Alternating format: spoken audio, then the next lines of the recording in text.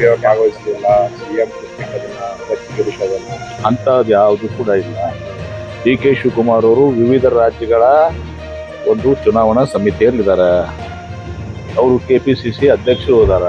ಹೀಗಾಗಿ ಡೆಲ್ಲಿಗೆ ಹೋಗಿ ಮುಖಂಡರನ್ನ ಭೇಟಿಯಾಗುವಂಥದ್ದು ಸರ್ವೇ ಸಾಮಾನ್ಯ. ಇದು ಅದರಲ್ಲಿ ಏನೋ ವಿಶೇಷತೆ ಮಾಡುವಂಥದ್ದಿಲ್ಲ. ಮತ್ತು ನಾಯಕತ್ವ ಇನ್ನಿತರ ವಿಚಾರಗಳು, ಮಂತ್ರಿಮಂಡಲ ಯಾವುದೇ ವಿಚಾರಗಳು ದಿವಸ ಅವೆಲ್ಲವೂ ಕೂಡ ನಮ್ಮ ಕಾಂಗ್ರೆಸ್ ಪಕ್ಷದಲ್ಲಿ ಪದೇ ಪದೇ ಹೇಳ್ತಾ ಇದೀವಿ. ಇನ್ನು ಮುಂದೆ ಕೇಳಕ್ ಹೋಗಬೇಡಿ, ಇದು ಹೈಕಮಾಂಡ್ ಇರ್ತಕ್ಕಂಥ ವಿಚಾರ. ಹೈಕಮಾಂಡ್ ಏನ್ ನಿರ್ಣಯ ತಗೋತದೆ, ಸಿದ್ದರಾಮಯ್ಯನವರು ಹೇಳಿದಾರ, ಡಿ ಕೆ ಶಿವಕುಮಾರ್ ಅವರು ಹೇಳಿದಾರ, ಎಲ್ಲರೂ ಕೂಡ ಕಾಂಗ್ರೆಸ್ ಪಕ್ಷದಲ್ಲಿ ಹೈಕಮಾಂಡ್ ಇಸ್ ಸುಪ್ರೀಂ, ಅಂತಿಮ. ಹೈಕಮಾಂಡ್ ಅವರು ಇಷ್ಟೆಲ್ಲ ನೀವು ಎಷ್ಟು ಸಲ ಹೇಳಿರ್ತಾವೆ ಬಲವಾದ ನೀವು ಮಾಧ್ಯಮದವ್ರು ನಿಮಗೆ ಬರ್ತಾವ, ಬರೀ ಒಂದೊಂದು ಡೇಟ್ ಕೊಡ್ತೀರಾ, ಅವತ್ತು ಆ ಡೇಟ್ ಈ ಡೇಟ್ 20 ಡೇಟ್ ನಮಗೂ ಆಗಿದಾವ್. ಇಲ್ಲಿ ಇಷ್ಟೆಲ್ಲ ಡೇಟ್ ಹೈಕಮಾಂಡ್ ಒಂದು ಅದು ನಿಮ್ಗೇನು ಸಂಬಂಧ ಇದೆ?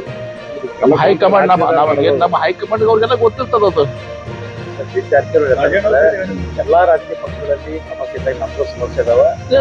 ನಿಶ್ಚಿತವಾಗಿ ನಿಮ್ಮ ಮನ್ಯಾಗ ಇರ್ತಾವ ಸಮಸ್ಯೆ ಏನೋ, ರಾಜಕೀಯ ಪಕ್ಷದಾಗೆಲ್ಲ ಅಂತ ದೊಡ್ಡದಾದ ಎಲ್ಲ ಪಕ್ಷದಲ್ಲಿ ಇರ್ತವೆ. ನಿಮ್ಮ ಮನ್ಯಾಗ ಇಲ್ವಾ? ನಮ್ಮ ಮನ್ಯಾಗ ಅದಾವ ಸಮಸ್ಯೆ, ನಿಮ್ಮ ಮನ್ಯಾಗ ಇಲ್ವ ಸಮಸ್ಯೆ?